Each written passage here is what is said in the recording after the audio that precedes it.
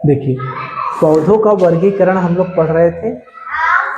पिछले क्लास में हम लोग देखे थे कि पुष्प के आधार पर पौधों का वर्गीकरण, चूंकि पौधों के वर्गीकरण के 3 भाग थे, 3 आधार पर किया गया था। पुष्प के आधार पर, आकार के आधार पर और आयु के आधार पर। तो जो पिछला क्लास था उसमें हमने देखा था कि पुष्प के आधार पर पौधों को 2 भागों में बांटा गया था, एक पुष्पी पौधे और एक अपुष्पी, यानी जिनमें पुष्प स्पष्ट दिखाई देता है, फल स्पष्ट दिखाई देता है, तना स्पष्ट दिखाई देता है, उन्हें पुष्पी पौधे कहते हैं। ठीक है, जैसे गुलाब, गुड़हल, ये सब दिखाई देता है, सूरजमुखी। और जिनमें तना, पत्ती, फल स्पष्ट नहीं दिखाई देते, उन्हें अपुष्पी पौधे कहते हैं, जैसे कवक, शैवाल, मांस, ये सब का पौधा था। इसमें बीजाणु धानियों से बीजाणु द्वारा ये अपने वंश की वृद्धि करते थे, ये था। तो आज हम पढ़ेंगे आकार के आधार पर पौधों का वर्गीकरण। तो आकार के आधार पर पौधों को 3 भागों में बांटा गया है। कितनी भागों में? 3 भागों में। क्योंकि ये सब जो पुष्पी पौधे होते हैं वो या तो काफी बड़े होते हैं या तो छोटे होते हैं, मतलब बड़े भी होते हैं और छोटे भी होते हैं। तो इस वजह से इनको जो है 3 भागों में बांटा गया है, शाक, झाड़ी और वृक्ष। शाक, झाड़ी और वृक्ष। तो आप लोग थोड़ा सा चित्र देख लीजिए, उसके बाद हम बताते हैं। तो ये देखिए, पहला जो चित्र है ये शाक का। शाक क्या है? सरसों और मक्का के है ना। देखिए इसमें वैरायटी कैसे किए हैं, इनकी लंबाई 1 मीटर से कम है। क्या है? 1 मीटर से कम है। सरसों देखे होंगे, लंबाई 1 मीटर से कम है, कुछ की ज्यादा भी हो जाती है। तो तना मुलायम होता है। तना कैसा होता है? मुलायम। झाड़ी में देखिए, इनकी जो लंबाई होती है, इनकी लंबाई 1 से, ये देखिए झाड़ी में है गुलाब और बेर, गुलाब है, बेर है, गुड़हल है, करौदा है, ये सब चीजें हैं। ये इसको देख रहे हैं तो इनकी लंबाई 1 से 3 मीटर होती है। तना थोड़ा सा शाखित होता है, तना स्पष्ट नहीं होता। तना क्या है? शाखाओं में बटा होता है, आपस में उलझे हुए रहते हैं। गुलाब को देखते हैं, आपस में उलझे हुए रहते हैं। ये वृक्ष देखिए, बड़े बड़े वृक्षों के पेड़ हम लोग दिखाई देते हैं, इनकी लंबाई 3 मीटर से ज्यादा होती है। चीड़ और आम, ये सब के उदाहरण क्या है? चीड़ और आम। ठीक है, चलिए चला जाए आगे। तो देखिए, पहले हम लोग साग के बारे में देखें। तो साग आप लोग अपने घर पे देखे होंगे, पालक का साग खाए होंगे, बथुआ का, मटर का, चना का, ये सब का साग। मटर का तो नहीं, चना का साग खाए हैं ना। तो साग वाले पौधे, साग नहीं कहते हैं कि आज साग बना दे, बथुआ का साग बना दे, सरसों का साग बना दे, पालक का साग बना दे, देखते हैं ना। तो वही है साग वाले। कैसे पौधे? साग वाले पौधे कैसे पौधे कहलाते हैं? जिनकी लंबाई 1 मीटर से कम होती है। इनकी लंबाई क्या होती है? 1 मीटर से कम होती है। इनकी में तना की क्या खासियत है? तना कोमल होता है, पतला होता है, कमजोर होता है। तना कैसा होता है? कोमल होता है, पतला होता है, कमजोर होता है। उदाहरण क्या है? कुछ शाकीय पौधों के नाम बताइए, या शाकीय पौधों के उदाहरण बताइए। उदाहरण के रूप में क्या? आप लोग उदाहरण में बार बार कंफ्यूज हो जाते हैं। उदाहरण का मतलब होता है कि पौधों के नाम बताइए। ठीक है, उदाहरण माने क्या होता है? पौधों के नाम बताइए। तो शाकीय पौधों के उदाहरण बताइए या शाकीय पौधों के नाम बताइए। तो क्या हो गया? मक्का, मटर, पालक। ठीक है, तो इसकी 3 खासियत होती है। पहली खासियत क्या है? लंबाई 1 मीटर से कम होती है, लंबाई 1 मीटर से कम होती है। दूसरी खासियत क्या है? तना कोमल, पतला और कमजोर होता है। तीसरी खासियत क्या है? इसका उदाहरण जो है मक्का, मटर, पालक है।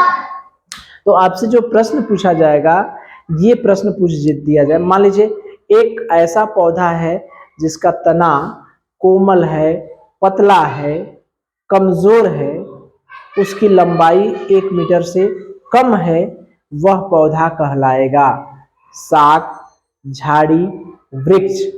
क्या कहलाएगा? साग। गुड़हल, पालक, सरसों इत्यादि उदाहरण है साग, झाड़ी, वृक्ष। किसका उदाहरण है? गुड़हल, तो सॉरी हमको उदाहरण हम गड़बड़ ले लिए। हमें मटर, पालक और मक्का, मटर, पालक और मक्का उदाहरण हैं किसके? साग, झाड़ी, वृक्ष। साग की, क्योंकि अभी हम लोग साग पढ़ रहे हैं तो साग पर प्रश्न बनाएंगे ना। असत्य असत्य में भी हो सकता है। साग का तना, साकीय पौधों के तने पतले, कमजोर और कोमल होते हैं। सत्य है या असत्य? सत्य है। मिलाने को आपको कह देगा, 4 ऑप्शन दे देगा, गुलाब, करौदा, नीम और पालक। 4 ऑप्शन हो गया, गुलाब, करौदा, नीम और पालक। इनमें से कौन सा साकी पौधा है? पालक। देखें तो हम लोग सत्य असत्य के प्रश्न कर लेंगे, ऑब्जेक्टिव आएगा उसको कर लेंगे, खाली स्थान भरने को रहेगा वो उसको कर लेंगे। तो साग से संबंधित कोई भी प्रश्न आएगा कर लेंगे, ठीक है। अब झाड़ी में देखिए, अब झाड़ी में क्या है, इसकी लंबाई जो होती है 1 मीटर से 3 मीटर तक होती है। लंबाई कितनी होती है? 1 मीटर से 3 मीटर तक। इनके जो तने होते हैं वो कठोर और मुलायम होते हैं, और सॉरी कठोर और मजबूत होते हैं। तना जो होता है कठोर होता है और मजबूत होता है।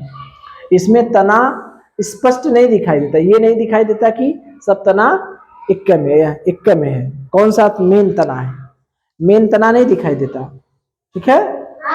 ये शाखा में बटे होते हैं। कैसे बटे होते हैं? कई शाखाएं निकली होती है और सब शाखाएं एक दूसरे में क्या होती है? उलझी हुई रहती है।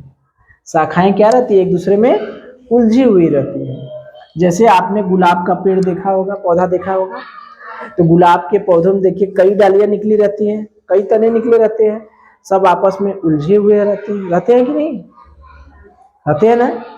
वही हाल गुड़हल में है, वही हाल करौदा में है, ठीक है। तो अगर आपसे पूछा जाता है कि एक ऐसा पौधा जिसकी लंबाई 1 से 3 मीटर है, उसके तने कठोर, मजबूत और शाखित तथा आपस में उलझे हुए होते हैं, ठीक है, वह क्या है? वह किस पौधे का गुण है? साग, झाड़ी, वृक्ष। किसका? झाड़ी का। किस पौधे के तने आपस में उलझे हुए रहते हैं? झाड़ी का या साग का या वृक्ष? किसका? झाड़ी। अगर आपसे पूछा जाता है कि कुछ झाड़ी वाले पौधों के उदाहरण बताइए, क्या पूछा जाता है? झाड़ी वाले पौधों के उदाहरण, तो क्या बताएंगे? गुलाब, करौदा, गुड़हल, ठीक है। सत्य असत्य में भी पूछ सकता है, तो इससे संबंधित प्रश्न यही होगा कि इसका तना स्पष्ट होता है? नहीं, इसमें शाखाएं बहुत ज्यादा होती हैं, आपस में उलझी हुई होती है। और इसके उदाहरण क्या है? गुलाब, करौदा और गुड़हल। तो झाड़ी की खासियत देखें, झाड़ी की लंबाई कितनी होती है? 1 मीटर से 3 मीटर तक। झाड़ी की लंबाई 1 मीटर से 3 मीटर तक। इसके जो पौधे होते हैं, तने होते हैं, वो अधिक कठोर और मजबूत होते हैं। इनकी जो तने की शाखाएं होती हैं वो आपस में कैसे रहती हैं? उलझी हुई रहती है, ठीक है। उदाहरण क्या है? गुड़हल, करौदा और गुलाब, ठीक है। चलिए तो कुछ प्रश्न किया जाए आपसे झाड़ी से संबंधित। एक ऐसा पौधा है जिसकी लंबाई 1 से 3 मीटर है, वह है साग है, झाड़ी है, वृक्ष है। क्या है? झाड़ी। गुलाब, गुड़हल ये पौधे किसके उदाहरण हैं? साग, झाड़ी या वृक्ष के? किस पौधे के तने आपस में उलझे हुए होते हैं? शाक, झाड़ी, वृक्ष। ठीक है, चलिए अब वृक्षों को देख लिया जाए। इनकी लंबाई 3 मीटर से ज्यादा होती है। इनकी लंबाई क्या होती है? 3 मीटर से ज्यादा होती है। इनका तना मोटा, काष्ठी, शाखित तथा अशाखित होता है। मतलब तना जो होता है बहुत कठोर होता है, मोटा होता है, मोटा होता है। ध्यान दीजिए, इसमें मोटा नहीं था बहुत, इसमें मोटा की बात नहीं था, तना बहुत मोटा नहीं था।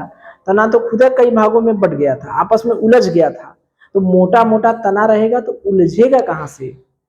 झाड़ी में जब मोटा मोटा तना रहेगा तो कैसे आपस में उलझेगा? उलझने के लिए तना क्या होना चाहिए? पतला होना चाहिए। लेकिन वृक्ष में क्या है? तना मोटा है, कठोर है, अब बेलनाकार होता है। कैसा? बेलनाकार या बहुभुजाकार होता है। बेलनाकार जितने देखते होंगे, नीम का पेड़, आम का पेड़, चीड़ का पेड़, नारियल का पेड़, इनके तने को देखते हैं कितने मोटे मोटे होते हैं। इस तरह से बेलनाकार, यही आकृति होती है ना। बेलनाकार मतलब इस तरह से आकृति। ये आकृति कैसी है? बेलनाकार। तो इस तने ऐसे ही होते हैं कि नहीं? आम के पेड़ को आपने देखा होगा तो आम के पेड़ के जो तने होते हैं, जिसको डार कहते हैं हम लोग, जिसको डाल कहते हैं, वो डाल इसी आकार का होता है ना। ऐसे ही ना रहता है? ऐसे नहीं रहता है। जैसे आम का पेड़ हुआ, ये आम का पेड़ हो गया तो इसकी डार ऐसे ही नहीं निकली रहती है। तो ये मोटा मोटा कैसा होता है? बेलनाकार होता है ना। ठीक है, जैसे उदाहरण क्या है? नीम, आम, चीड़ और नारियल। उदाहरण क्या है? अगर आपसे पूछा जाता है वृक्ष के नाम बताइए, तो वृक्ष का नाम तो सभी लोग जान रहे हैं, आम, महुआ, नीम, कुछ भी बता सकते हैं। तो इनकी लंबाई जो है 3 मीटर से ज्यादा होता है। तना बेलनाकार होता है, बहुभुजाकार होता है, मतलब उसमें बहुत सी भुजाएं होती हैं। ठीक है, तो देखिए जब प्रश्न बनेंगे तो अगर आपसे वृक्ष पर प्रश्न बनेंगे तो यही होगा कि ऐसे पौधे जिनकी लंबाई 3 मीटर से अधिक होती है उन्हें कौन से पौधे कहते हैं? शाक, झाड़ी, वृक्ष। ऐसे पौधे जिनके तने बेलनाकार होते हैं, मजबूत, शाखित, अशाखित और मजबूत, शाखित तथा शाखित, अशाखित तथा बेलनाकार होते हैं। कैसे होते हैं? बेलनाकार। वो क्या होते हैं? शाक, झाड़ी या वृक्ष? कैसे होते हैं? वृक्ष। आम, महुआ, नीम, ये सब किसके उदाहरण हैं? शाक, झाड़ी या वृक्ष के? वृक्ष के। ठीक है, अब तीनों को मिलाकर प्रश्न पूछा जाए। आप लोग ध्यान से सुनिएगा और प्रश्नों का जवाब दीजिएगा। ठीक है, एक ऐसा पौधा है जिसकी लंबाई 1 मीटर से 3 मीटर तक है। ठीक है, उस पौधे को क्या कहेंगे? 3 ऑप्शन है आपके पास, 4 ऑप्शन तो कोई नहीं होगा। ठीक है, चौथा ऑप्शन। तो शाक, झाड़ी, वृक्ष, इन तीनों में से किस पौधे की लंबाई 1 मीटर से 3 मीटर तक होती है? बताइए। झाड़ी। Very good.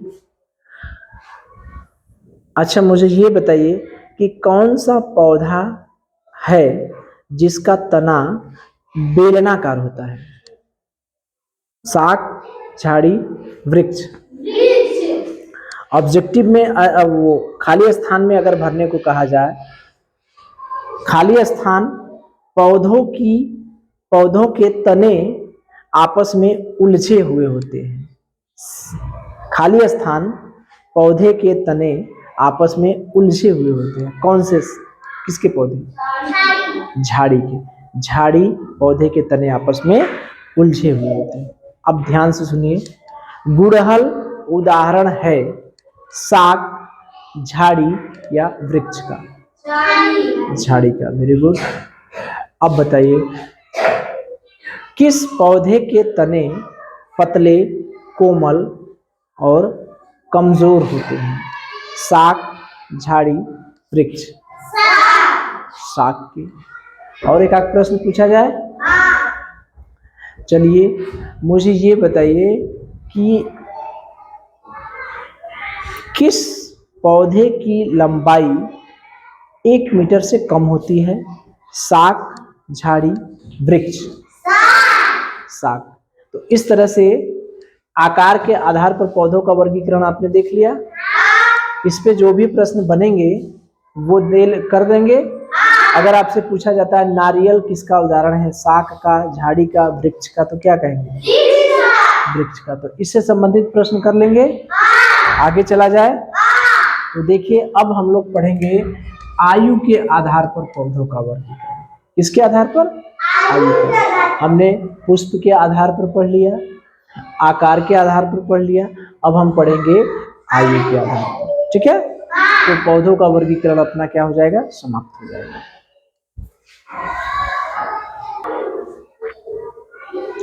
चलिए तो देखिए पौधे के वर्गीकरण में हम लोग पुष्प के आधार पर पौधों का वर्गीकरण देख लिए, आकार के आधार पर पौधों का वर्गीकरण देख लिए। अब हम देखेंगे आयु के आधार पर। किसके आधार पर? आयु के आधार पर। अच्छा मुझे ये बताइए कि जैसे हम लोग हैं तो हम लोगों की मृत्यु कभी होती है या नहीं होती? हम लोग तो अंत तक जीवित रहते हैं, कभी मरते तो हैं नहीं कि मरते हैं? मरते हैं। अच्छा, कोई ऐसा है जो नहीं मरता है क्या? सब लोग मरते हैं, जीव जंतु भी मरते हैं, तो पेड़ पौधे भी मरते हैं। ठीक है, जैसे हम लोग हमेशा तो जीवित रहते नहीं, कुछ निश्चित समय के पश्चात मृत्यु हो जाती है। कुत्ते की मृत्यु क्या साल में होती है बताइए? 14 से 16। कछुआ ये 100 से 120 साल, 120 से 150। हाथी 70 से 80। आदमी 60 से 70 बरिस। और बताइए और क्या था? बिल्ली 20 से 25 से 30 तक, या 20 से 25। चूहा 4 से 5 साल, है ना? तो उसी तरह से जो पौधे होते हैं वो पौधे भी एक निश्चित समय के पास क्या होते हैं? टाटा वो भी बेचारे क्या होते हैं? मर जाते हैं। ठीक है, ये सब अगर जिंदा रहते तो हर जगह पेड़ पेड़ होता। सोचिए, अच्छा कल्पना करिए कि अगर पौधों की मृत्यु नहीं होती तो क्या होता? हर जगह पेड़ ही होते। यहाँ भी जमे हैं जो पेड़, वृक्ष रहते हैं, शाक रहते हैं, सब रहते वैसे ही, कभी मरबे नहीं करते। तो हम लोग रहते कहाँ? हर जगह पेड़ पौधे ही दिखाई देते ना। तो देखिए जैसे हम लोग मरते हैं, जीव जंतु की मृत्यु होती है, उसी तरह से पेड़ पौधों की भी मृत्यु होती है। इसीलिए आयु के आधार पर पौधों को वर्गीकृत किया गया है। तो आयु के आधार पर भी पौधे 3 भागों में बटे होते हैं, 1 वर्षीय, द्विवर्षीय और ये नहीं लिखेगा बहुवर्षीय। कौन सा पौधे? बहुवर्षीय।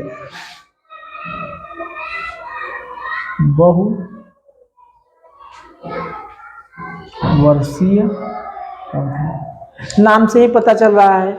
1 वर्षीय पौधा क्या साल तक जिंदा रहेगा? क्या साल तक जिंदा रहेगा? 1 साल तक। 1 साल का मतलब 1 साल या 1 साल के अंदर समाप्त हो जाता है। द्विवर्षीय पौधा क साल तक जिंदा रहेगा? 2 वर्ष तक। बहुवर्षीय पौधा क्या साल तक जिंदा रहेगा? कई साल तक जिंदा रहेगा, मतलब 1 या 2 साल से ज्यादा।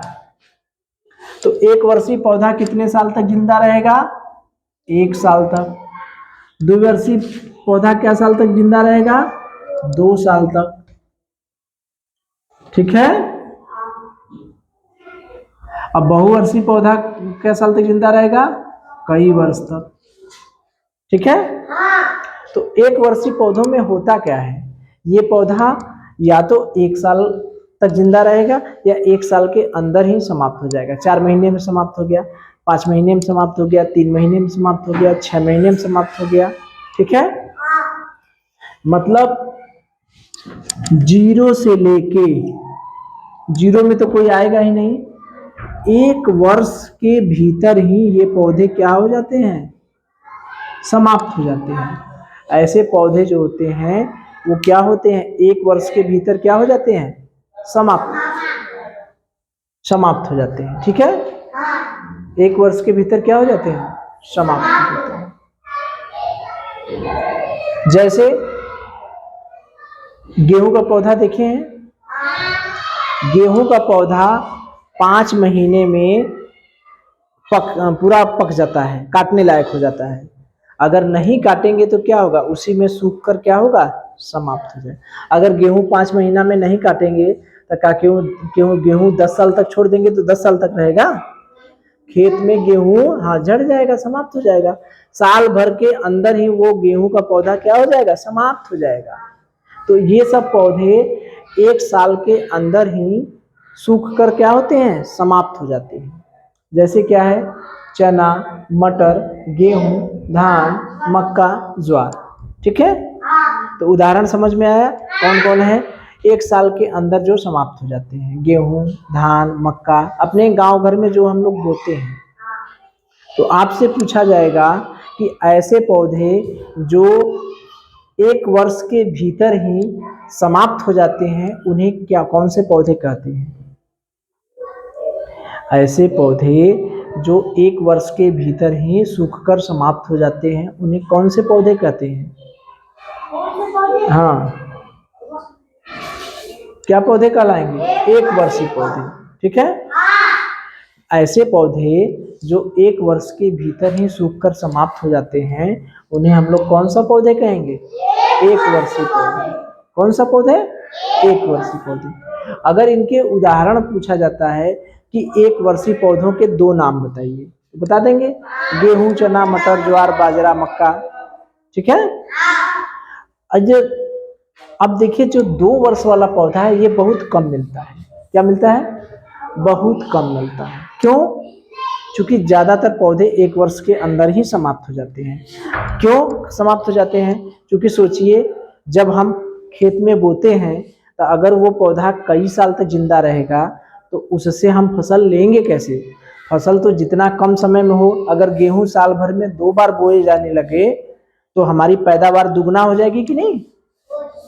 जैसे जो 5 महीने में तैयार हो रहा है, कल्पना करिए गेहूं साल भर में 2 बार बोया जाए तो जितना कुंटल, कहते हैं कि हमारे यहाँ 10 कुंटल पैदा हुआ, तो 2 बार बोया जाएगा तो 20 कुंटल पैदा होगा, तो ज्यादा से ज्यादा अनाज मिलेगा, मिलेगा कि नहीं। तो अगर हम लोग बो दिए, पता चला कि 10 साल तक वही पौधा रहा, तब वो हमको अनाज का मिलेगा। तो इसीलिए जो 1 वर्षीय पौधे होते हैं खेतों में ज्यादातर अनाज यही सब पैदा करते हैं, गेहूं, चना, मटर, यही सब अनाज वाले पौधे हैं ना। तो ये सब पौधे साल भर के अंदर समाप्त हो जाते हैं, क्योंकि अगली फसल बोई जाए फिर से। तो इसके उदाहरण बता देंगे आप लोग। 1 वर्षीय पौधे का जीवन काल कितने दिन का होता है, 1 वर्ष का। 1 वर्ष का मतलब ये मत समझे कि 1 साल पूरा, 4 महीने में भी समाप्त हो जा सकता है, 8 महीने में भी समाप्त हो सकता है, 2 महीने में भी समाप्त हो सकता है, 6 महीने में भी, 1 वर्ष के भीतर चाहे जब सूख जाए। ठीक है, तो द्विवर्षीय पौधे का मतलब इसका जीवन चक्र जो है 2 साल तक चलता है। कितने साल तक चलता है, 2 साल तक। कितने साल तक चलता है, 2 साल तक। इनका जीवन काल 2 साल तक चलता है। 2 साल तक कैसे चलता है, जो पहला साल रहता है वो पहला साल जड़ आता है, तना आता है, पत्ती आती है, ये सब पूर्ण विकसित होते हैं पहले साल। जो 2 साल वाले पौधे होते हैं, पहले साल जड़, तना, पत्ती ये सब आएंगे। दूसरे का साल क्या होगा, फूल आने लगेंगे, फल बनने लगेंगे, बीज बनने लगेंगे, और दूसरे साल में ही पौधा सूखकर क्या होगा, समाप्त हो जाएगा। क्या होगा, सूखकर समाप्त हो जाएगा। जैसे क्या है, केला। जैसे क्या है, केला। तो इस तरह के पौधे बहुत कम मिलते हैं। ठीक है, तो अगर आपसे पूछा जाएगा कि आयु के आधार पर कौन से पौधे बहुत कम मिलते हैं, आयु के आधार पर अगर आपसे कहा जाता है कि कौन से पौधे या 1 वर्षीय, द्विवर्षीय या बहुवर्षीय पौधों में तीनों में से कौन से पौधे कम मात्रा में मिलते हैं, द्विवर्षीय। क्यों? क्योंकि 2 साल है तो सोचिए केला जिस खेत में बोया जाता होगा वो खेत कितने साल तक उसमें कुछ नहीं कर सकते, 2 साल तक। समझ रहे हैं? 2 साल के अंदर तो हम लोग गेहूं चावल में 2 बार उगाते थे, 2 बार गेहूं 2 बार चावल होता ना। तो 2 वर्ष वाला पौधा पहले साल क्या करता है, जड़ तना पत्ती पूर्ण विकसित होते हैं। ठीक है, पहले साल जड़ और तना, जड़ आता है, तना आता है, पत्ती आती है, उसका विकास होता है। और दूसरे साल क्या होता है, उसमें फूल लगते हैं, फल लगते हैं और वो पौधा सूखकर समाप्त हो जाता है। इसका उदाहरण, द्विवर्षीय पौधे का उदाहरण क्या है, केला। इसके पौधे बहुत ज्यादा मात्रा में मिलते हैं कि बहुत कम मात्रा में मिलते हैं? बहुत कम। ठीक है, तो मुझे ये बताइए कि एक ऐसा पौधा है जिसका जीवन चक्र 2 साल में पूरा होता है। एक ऐसा पौधा है जिसका जीवन चक्र 2 साल में पूरा होता है, वो पौधा कौन सा है? 1 वर्षीय, द्विवर्षीय या बहुवर्षीय? द्विवर्षीय। तो द्विवर्षीय पौधों में पहले साल प्रथम वर्ष घटनाएं होती हैं। जड़ तना पत्ती पूर्ण विकसित होता है, फूल फल एवं बीजों का निर्माण होता है, सूखकर नष्ट हो जाते हैं या कोई नहीं। पहले साल क्या होता है? जड़ तना और पत्ती आते हैं। और दूसरे साल क्या होता है? उनमें फल आते हैं, फूल आते हैं, फल आते हैं और फूल लगकर सूख जाते हैं। और द्विवर्षीय पौधों का उदाहरण बताइए क्या है? केला। क्या है? केला। ऐसे पौधे बहुत ज्यादा मात्रा में मिलते हैं, बहुत कम मात्रा में? बहुत कम मात्रा में। अब बहुवर्षीय पौधे, इसका कोई बहुत खास नहीं है, क्योंकि बहुवर्षीय पौधे कई सालों तक जीवित रहते हैं। चारों तरफ हमें दिखाई देते हैं, ये सब जो पेड़ पौधे दिखाई दे रहे हैं ये कई साल से है ना, कि 1 साल में समाप्त हो जाते हैं, कई साल तक रहते हैं। जैसे दूब घास देखते हैं वो कई साल तक रहता है ना। गुलाब का पौधा, आम का पौधा, कटहल का पौधा, नीम का पौधा, ये सब जो पौधे हैं ये सब क्या है, कई वर्षों तक रहते हैं। संपूर्ण जीवन काल में इनमें फल और फूल आता रहता है। संपूर्ण जीवन काल में इनमें फल और फूल आता रहता है। ये पौधे शाक, झाड़ी और वृक्ष तीनों तरह के होते हैं। अगर आपसे पूछा जाता है क्या बहुवर्षीय पौधे जो होते हैं वो केवल शाक होते हैं, केवल झाड़ी होते हैं? बताइए। तीनों होते हैं, साग भी हो सकते हैं, झाड़ी भी हो सकते हैं, वृक्ष भी हो सकते हैं। तो जो बहुवर्षीय पौधे हैं वो साग भी हो सकते हैं, झाड़ी भी हो सकते हैं और वृक्ष भी हो सकते हैं। इनके उदाहरण बता देंगे? दूब घास, गुलाब, आम, महुआ, कटहल। ठीक है, तो प्रश्न कुछ पूछा जाए, अब ध्यान से सुनिए। आम और चीड़, आम और चीड़ किस पौधे के उदाहरण है? 1 वर्षीय, द्विवर्षीय या बहुवर्षीय? आम, चीड़ किसके उदाहरण है? चीड़ हो गया, देवदार हो गया, कैसे पौधों के उदाहरण है बताइए?